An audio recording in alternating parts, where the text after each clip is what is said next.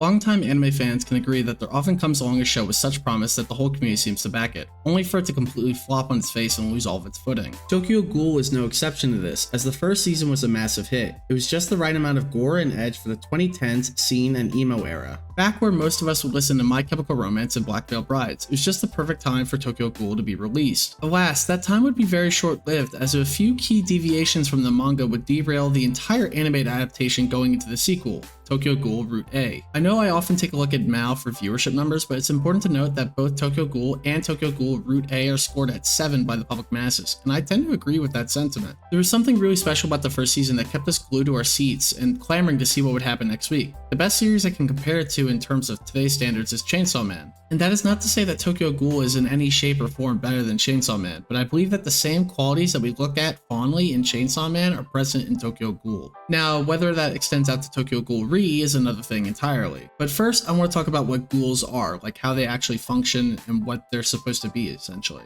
It is somewhat of a played out trope, but ghouls are essentially vampires from that whole craze that comes every 10 years with media such as Interview with a Vampire, True Blood, and Twilight. No matter what, there's always going to be a foothold in the media for vampires. With Tokyo Ghoul though, the best way to describe ghouls is that they're a mutated hybrid of humans who evolve after a mutation of RC cells. There are several ways that a ghoul can be created, whether it is by hybrids that are artificially made, or even in rare cases ghouls can have offspring. Ghouls also have a unique organ that is specific to their race, Kagune. Kagune is unique to the person who has it and consists of RC cells which flow like blood. They can become as solid as teeth and are essentially liquid muscles. Kagune depends on the RC cell's quality and quantity, whereas the shape depends on the creativity and intellect of the user. There are 4 different types that depend on the position of the body in which it's being used: Ukaku, Kokaku, Rinkaku, and Bikaku. Each type has its own strengths and weaknesses, but these are exploited by the CCG by using Quinkei and Q bullets. Quinkei is a weapon that emits electrical currents that can fight against Kagune. Q bullets are just projectile versions of Quinkei. Bikaku is a tail-like one, whereas Rinkaku are released at the back of the waist. Kokaku is released below the shoulder blade, and Ukaku is released at the shoulders. Each has their own unique specialties, but even the anime fails to go into this into any detail. For more information, the manga is the best way to get these details, but it really is interesting. I wish they spent more time on this. So in short, there are a lot of different ways to become ghouls and also a lot of different types of Kagune. So instead of being reminiscent of vampires, they're more like hybrid daywalkers who consume flesh rather than drinking blood. There definitely are similarities between the two, but I think ghouls are completely different within the context of Tokyo Ghoul. Next, let's talk about the first season's arc for our main protagonist, as it's crucial for understanding the whole point of Tokyo Ghoul. Tokyo Ghoul stars Kaneki Ken as a naive university student who preferred to read books and be by himself. Kaneki is entranced by Rize, a ghoul who's referred to as the binge eater. Alas, Kaneki doesn't know that she's a ghoul and agrees to go on a date with her. After the date, Rize took Kaneki into the construction site where she courted him and tried to eat him. That's what he gets for trying to get some pussy. Out of sheer luck, steel beams dropped onto Rize and crushed her, but with Kaneki critically injured, he was taken into the emergency room where we'd have some of Rize's organs transplanted into him. What starts off as a real fish out of water story becomes a coming of age one by the end of the first season, with Kaneki having to try and come to terms with the fact that he's no longer human, and that he needs to adapt or he will die.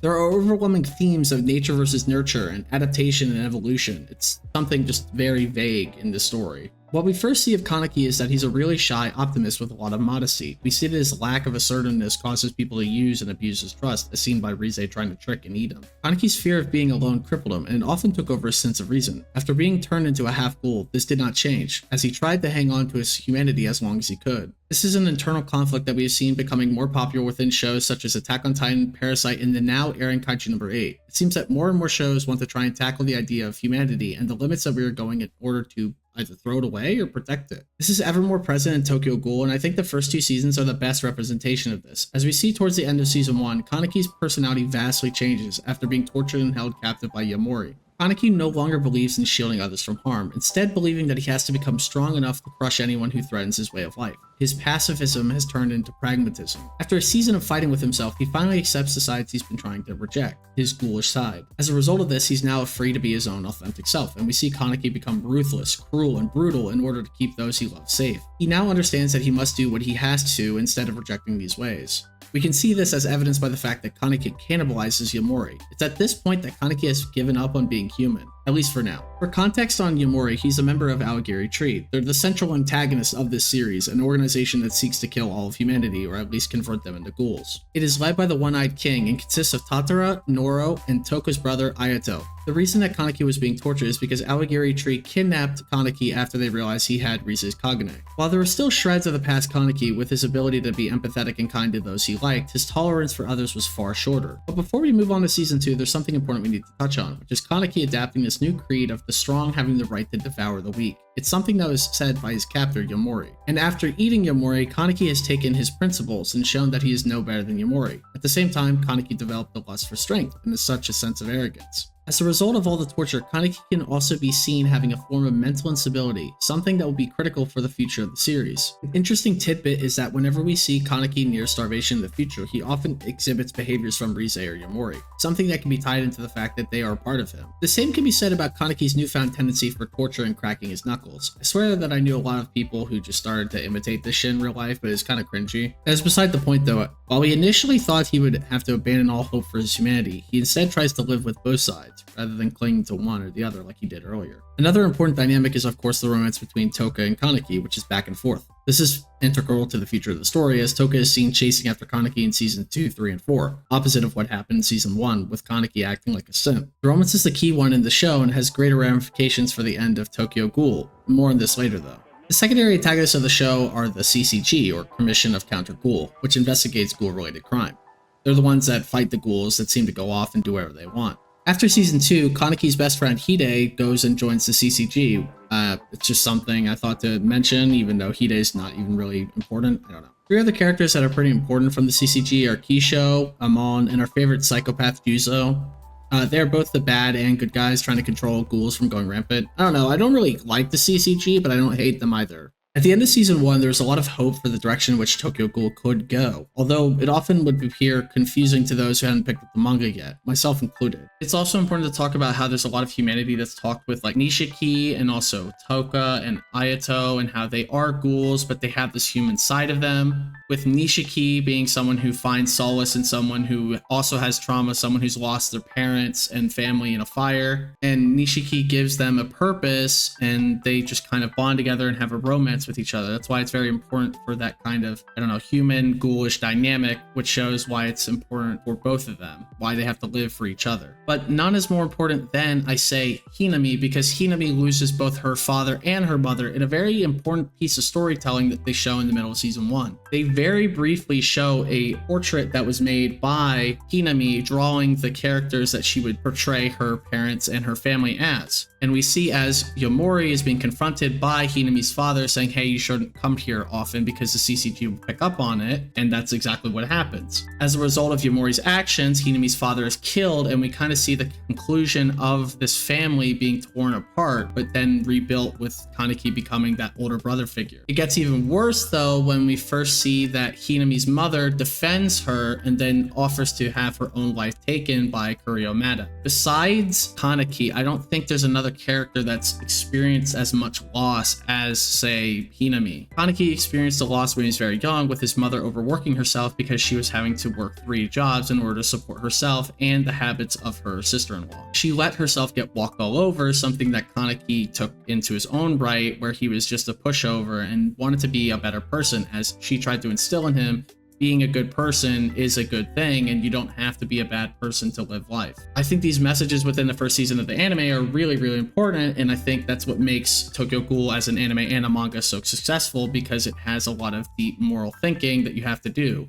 For those who don't have the aptitude for media literacy, this is something that's very prevalent within season 1 and the manga, and throughout the entire show, honestly, but more so in the manga. Kaneki is trying to be a good person while also setting boundaries for the people that he has around him. He doesn't want to be alone because he was left alone while his mother died, so he didn't have anything. That's why he gravitated towards Hide, who was his best friend, and why he and that strong friendship. That's also while, after getting hurt by Yamori and tortured endlessly, he's now found this strength within himself that he says, okay, I need to be strong so that he can protect the people that are around him. Something that Toka takes to heart and says, you don't have to be some kind of tragic hero and protect us. We can protect ourselves so long as you're with us. You don't have to be selfish. And I think that's where Tokyo Ghoul really shines, because it has a really heartfelt message about trying to be a good person while at the same time trying to protect yourself and the self-interest of yourself. I found the second season jarring on my initial viewing, although with context from the manga now, it makes a lot more sense for me. But even without any of that, if I just went in blind and rewatched everything, I still would be very confused. That does seem to be what most people's gripes are with the series going forward though, as season 2 is pretty confusing, whereas season 3 and 4 are just a huge clusterfuck. This is a result of the series trying to both divert a tad from the manga while also making it critical that you pick up the manga for future installations, which is just, I don't know, ridiculous. But you also have to kind of think about it from a business standpoint. They want to make you get hooked on the anime so that you go back and read the entire manga. It makes sense, at least in that regard. The best comparison I can make with this is the same problems that I see within Classroom of the Elite. There's that similar phenomenon within Tokyo Ghoul, which begs the question, why? Besides the fact of the manga sales, why? Why would you do this for your audience? Why should we overcomplicate all of this instead of making it easily digestible for our audience? Pun intended. Well, in my opinion, in the case of Tokyo Ghoul, this is what I think. In addition to the things with the manga, Tokyo Ghoul Route A is the root of the problem, with the showrunners deciding to go full force into the psychology of the characters. Instead, opting to ignore the importance of the story, they want us to focus more on the characters and their emotions more than anything else. On top of that, it was the lack of episodes that made them rush through the story. The second that anime adaptations start to skip past volumes and cut stuff out, you end up with series such as Promised Neverland, well, and also Tokyo Ghoul. What is strange to me is that Perot is usually used to making series that are much longer, often opting to over-adapt rather than under-adapt, such as Naruto, Bleach, Black Clover, and more. I really think that if Perot had taken a similar approach with Tokyo Ghoul, they would have been able to truly capitalize on the hype and popularity behind Season 1. This is a similar problem that I saw within a recent production made by Studio Perot with Platinum End. What is an amazing read turned into a cringy and convoluted mess as the story never even got to get off the ground. When you have a piece of work from the creator of Death Note, you have to try and do it justice, and I feel that same lack of tact was taken with Tokyo Ghoul. Perhaps the easiest solution to this issue could have been a few OVAs or even a movie to add context to the story. People often forget that Tokyo Ghoul was absolutely massive back in the day, but I don't know, maybe it was just a thing from me. It's a suggestion. Perhaps that would have broken the budget or ruined their calendar. I don't know. Again, the root of the problem is the fact that they tried to divert from the story from the manga in Route A and then wanted to be faithful for seasons 3 and 4 with Tokyo Ghoul Re. You can't just pick and choose what you make headcanon in an anime. When you do that, it makes everything else look like shit. That is certainly the case with Tokyo Ghoul Route A, because if they just stuck to the manga, which is what I'm going to be talking about here in a second, then Tokyo Ghoul Re would make a lot more sense to a lot more people. As such, Tokyo Ghoul Re looks like a complete mess, which granted, it is, but it would have been a lot more understandable if Route A had followed the story of the manga. So instead of focusing on Tokyo Ghoul Route A, the season, I'm going to be talking about Tokyo Ghoul Route A, the manga, while also sprinkling in some stuff from the anime as well. Kaneki creates a new group in order to destroy the Awagiri tree and to find out more about Dr. Kano. And I apologize if I'm mispronouncing it, but I'm gonna say it a bunch of different times in this video. You may be asking yourself who Dr. Kano is, and you wouldn't be the only person. He's the one responsible for doing the surgery on Kaneki in the first place, but he's often not talked about in the anime. Even though he's central to the entire plot of the story, Dr. Kano is not really shown in the anime, but he's vastly important because he does experiments known as ghoul experiments where he tries to transform individuals into ghouls. Same with Kaneki. He's just kind of a big deal in the manga, and he's never even really talked about in the anime. It's very weird. In Route A, though, the group that Kaneki is with most is composed of Banjo, Tsukiyama, Hinami, Sante, Ichimi, and Jiro. Tsukiyama being one of the more important ones amongst these names, as he's seen trying to eat Kaneki in Season 1. Tsukiyama is the heir of the Tsukiyama family, a rich and powerful ghoul family that'll come back to play in Tokyo Ghoul Re. But I'm going to be honest, I'm probably not going to talk about it now. Just long story short, Tsukiyama family, very rich, very powerful, got a lot of stuff done in Tokyo Ghoul Re. There you go, done. At the same time, Toka is seen trying to study and get into Kaneki's old college. She's depressed and missing Kaneki. Even worse, Kaneki gets her a birthday present, playing with her emotions before going back to what he was doing with his group. Awagiri Tree and Kaneki's group both go to see Kano, and we see Kaneki meet him, well, technically for the first time, but they've met in the manga and shit. They meet again. Okay, cool. But this is where the biggest twist of the series comes, as Rize is still alive, and we're all like, what the fuck? And mind-boggled. Instead of fighting with Awagiri Tree here, though, Kaneki kind of backs off, realizing that they're on similar sides, but also fighting here seems pointless pointless to him. On top of this, his brain's just kind of exploding from not knowing what's going on. Dr. Kano then goes on a rant about human evolution, which is, I don't know, kind of weird. It's absolutely absurd. Then here come the CCG and the different ghoul groups fight each other, where Kaneki is just being thrown through a trauma vacuum, having seen people he fought in the past and also being emotionally wrecked. It's even worse when Kaneki ends up hurting Banjo. Kaneki then returns to the 20th Ward, the bar where he met and worked with Toka. He's trying to process the trauma of eating people. In the manga, it actually shows that Arima and Kaneki fight each other, whereas in the anime, it shows Amon and Kaneki fighting each other, which is a very big distinction because at the end of the season 2 of the anime, we see that Arima and Kaneki meet as Kaneki's carrying Hide out of the rubble and the destruction that's been happening in the 20th Ward.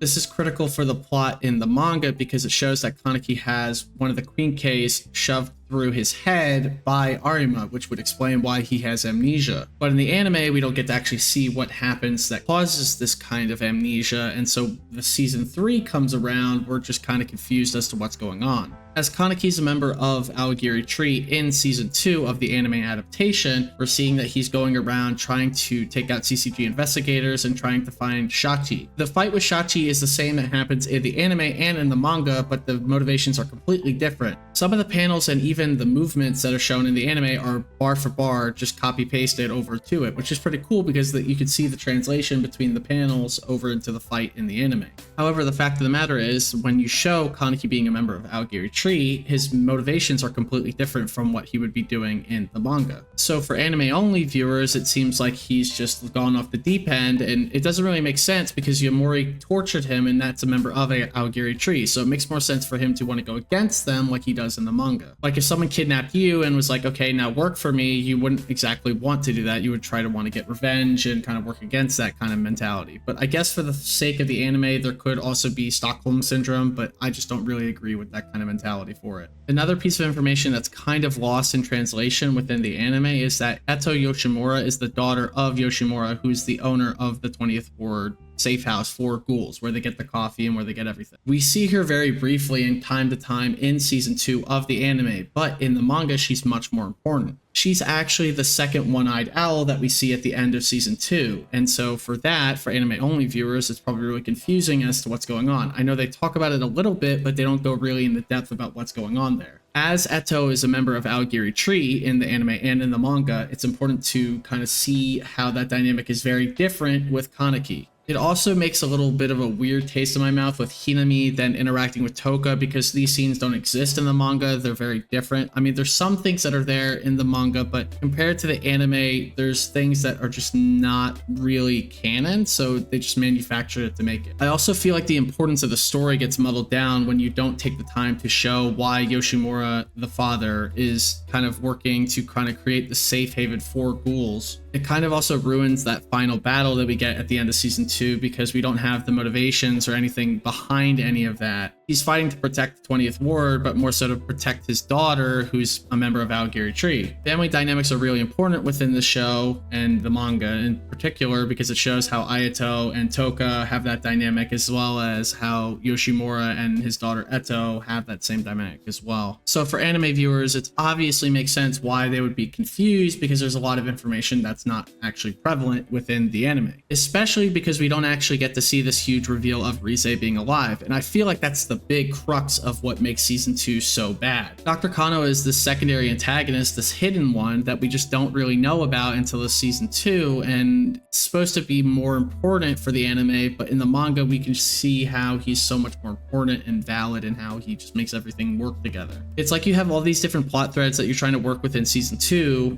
that are prevalent within the manga, and then you cut like 1 or 2 of them and it makes everything fall apart. Just imagine if you showed the reveal of Rise being alive in the anime form, and then how that impacts Kaneki and why he wants to go back with Toka and the rest of the 20th Ward. It's a lot more impactful than, say, him getting his ass kicked and then turning into a kakuju and then doing that. We soon see Kaneki reunite with Rise, who's at this point starved and insane. This is before the Kaneki reunites with Toka, who then proceeds to kick his ass for abandoning her. As a result of this ass kicking, he's like, oh, sorry, I'm sorry for abandoning you, and yeah, he disbands his group and goes back to the 20th Ward for good, or so we thought. The CCG attacks the 20th Ward, and Kaneki takes it upon himself to fight them. He fights while starved, and that turns him into a kakuja. And it's important to talk about Mado's kid real quickly here, because Akira Mado, the daughter, who is also like partnered with Amon, is also going to be the person who then mentors Sasaki, who is actually the persona of Kaneki Ken, who doesn't know who he is. So I don't know, there's all these plot webs that just come together and work together, and it's really convoluted if you don't know anything about it, but I would seriously just recommend reading the manga, because there's just so many things that are here that you're not going to know, and then it's going to go into season 3 or 4, or even season 2, and you're just going to be like, what the fuck is going on? So I apologize for the sidebar, but it's kind of important to note these things because it's important for the future of the show, and I guess the past a little bit as well. It's really hard to see who's dead and who's actually not dead, because they never really show a lot of bodies in the show, so people could just come back in another season and you're like, okay, how did they live, kind of thing. It's just weird. However, this season we see more of the internal conflict present within Kaneki. It's this constant tug of war between his two sides, human and ghoul. But is the season as bad as people think it is? I don't think so, but I also do agree that the lack of certain information certainly makes the season a lot harder for people to conceptualize everything, because the source material is trying to get a lot of different information in the manga, but the anime doesn't give you any of that information. Like, I really had to go down the rabbit hole to kind of understand what was going on by reading the manga and watching the anime simultaneously, or going back and forth between the two. And even then, I still didn't understand a lot of the stuff because it's just so convoluted. But besides that, it's a story about humanity and evolution, how we're trying to constantly strive to improve, but sometimes that process is destructive and corrupting. It's something that we really liked in shows such as Attack on Titan, especially with Eren Yeager and his complete character arc. So I don't understand why people really hate Tokyo Ghoul, because Kaneki Ken has the kind of same arc as Eren, but I understand that also if you don't have all the information, that you're going to be very confused and frustrated, and you're not going to kind of get the full message of what Tokyo Ghoul is about. So for me, going and reading the manga helped me a lot for the anime. Also, there are a few things and characters that I left out, but honestly, it's because I just wanted to focus more on Kaneki and his changes. He is the main character after all. With this season, Kaneki has done somewhat of a reversal from the first season, trying to find his humanity while being a ghoul.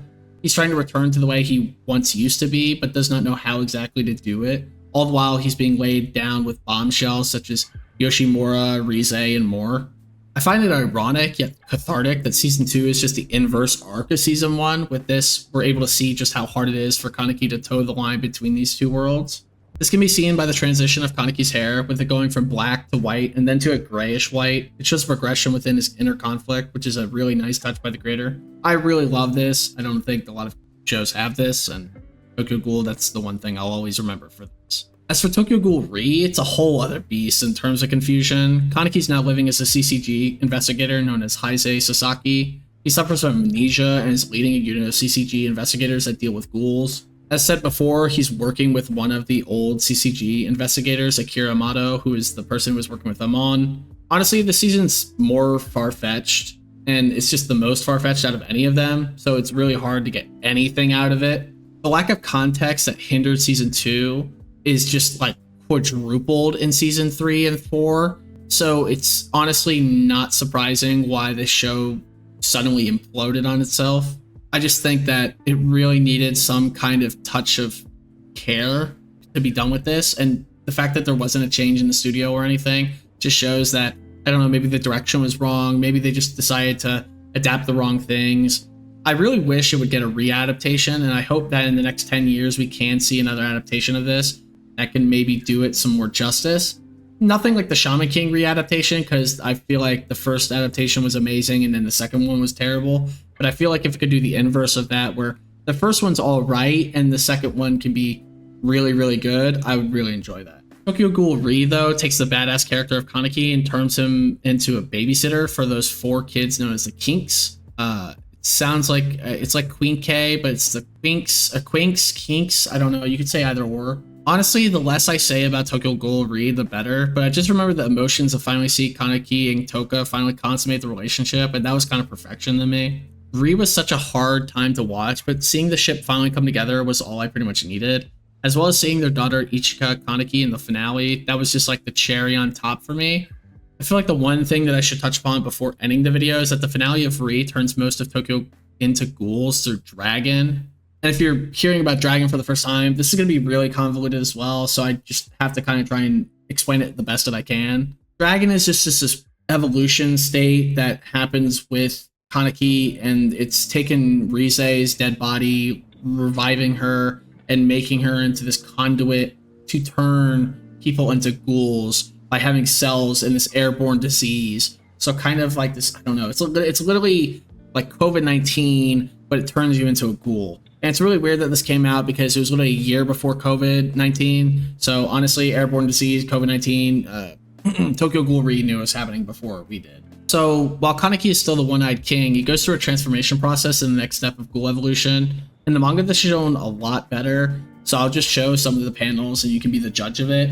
I feel like the artwork within Tokyo Ghoul is really, really underrated, especially in the manga, because this last final panels for the manga are just chef's kiss. Kaneki essentially has to kill his past self by killing a vegetative state dragon Rize.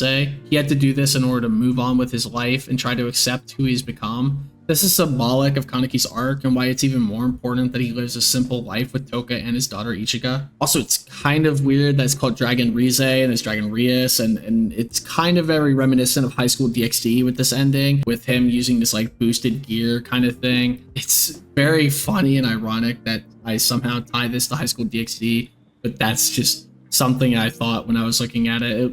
I do honestly believe that Tokyo Ghoul the manga is somewhat of a masterpiece until it gets to Tokyo Ghoul which is just a muddled mess. But until then, it's something that has such grainy, dark, artistic panels that don't really get to translate into the anime. I think that's also a really huge gripe I have, because the panels that are drawn are just so magnificently beautiful that you just can't see the gore and the accents that are on the shading. I really hope that there is a new adaptation that does things the right way for Tokyo Ghoul, specifically in this manner, because the same problem that happens with Berserk, with all the art that's really, really grotesque and beautiful in a way, is not really accurately shown within these animes because they cut corners.